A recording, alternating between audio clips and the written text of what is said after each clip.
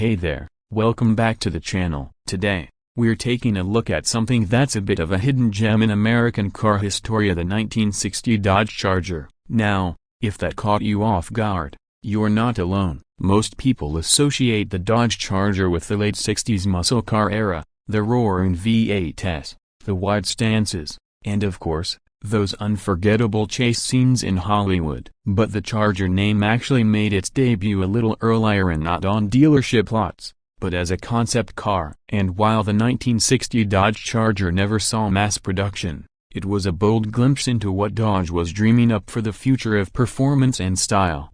Let's start with the design, because wow, this car was a looker. The 1960 Charger was based on the full-size Dodge Polara platform, but it took the styling several steps further. You had these sleek, low-slung lines that ran from the nose all the way to the rear, and of course, the massive tail fins that were all the rage back then. The roofline was low and sloped, giving it a fastback profile that looked more like a spacecraft than a traditional American sedan. The grille was wide and aggressive, with dual headlights set into sculpted bezels that gave it a commanding road presence. It had that jet age flair, big, bold, and futuristic. The Charger concept wasn't about blending in, it was about making a statement, and it did that incredibly well. Under the hood, the 1960 Charger concept wasn't shy about power. Dodge was working with big block V8s at the time, and the concept often featured a 383 cubic inch engine, producing around 325 horsepower. That's a serious number, especially for a time when most family cars were doing well to hit 200. The Charger was mated to Dodge's push-button TorqueFlite automatic transmission, which was a cool feature back in the day. Just press a button and go. It felt high-tech, even a little luxurious. The engine performance was meant to match the bold exterior, delivering smooth acceleration, strong mid-range torque, and the kind of muscle that hinted at what Dodge would soon become known for.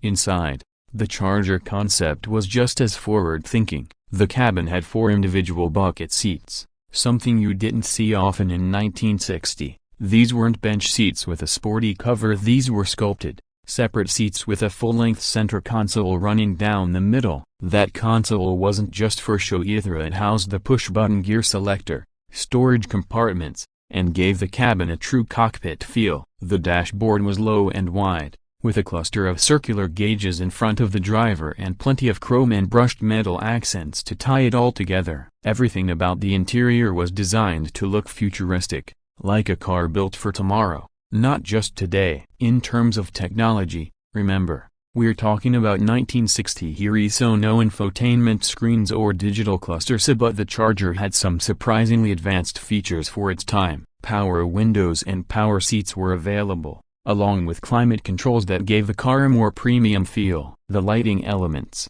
both inside and out, were carefully designed for drama and style. It wasn't about overwhelming you with gadgets, it was about showing that performance and comfort could coexist. Safety features, on the other hand, were pretty minimal by modern standards. You had basic lap belts and padded dash materials, but this was still the era before airbags, ABS, or crumple zones. The Charger was built for style and speed, not necessarily crash protection. But for its time, it did what most cars did, provide the basics, with a little extra structural integrity thanks to its full-size platform.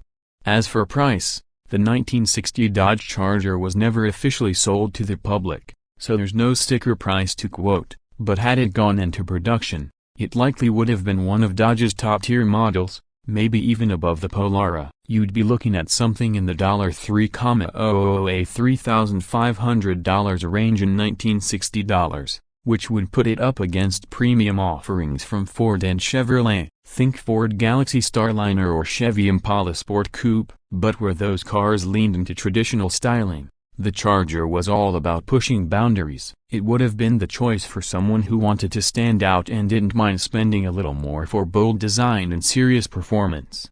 So, when we look at the 1960 Dodge Charger today, it's more than just a forgotten concept, it's a time capsule. It shows us what Dodge was dreaming about before the muscle car explosion. It's a reminder that performance and style don't always have to follow the rules. The Charger we know and love wouldn't officially arrive for a few more years, But this concept laid the groundwork. It whispered, not shouted, that something powerful was coming. Thanks for watching, and if you enjoyed this deep dive into a forgotten chapter of automotive history, make sure to give us a like, hit subscribe, and let us know in the comments what classic concept car you want us to cover next. Until then, keep your wheels spinning and your engines roaring. See you next time.